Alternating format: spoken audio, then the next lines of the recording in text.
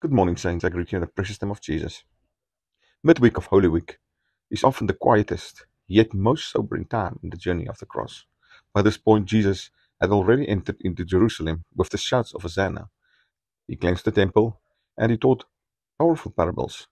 But now the storm was gathering. Behind closed doors, religious leaders were plotting his arrest, and Judas was preparing to betray him. Though little is recorded on what Jesus did on this day, we sense the deep weight he carried as he moved closer to his sacrifice. It was a day of waiting, of preparation, of silent resolve. For us, midweek and Holy Week is a chance to pause and reflect on the cost of redemption. It is a time to examine our own hearts, where we may have grown cold, where compromises may have settled in, or where Jesus is calling us deeper into surrender. The stillness invites us to listen, to prepare our spirits for the cross, and to draw near to the Savior who willingly walked into suffering for our salvation.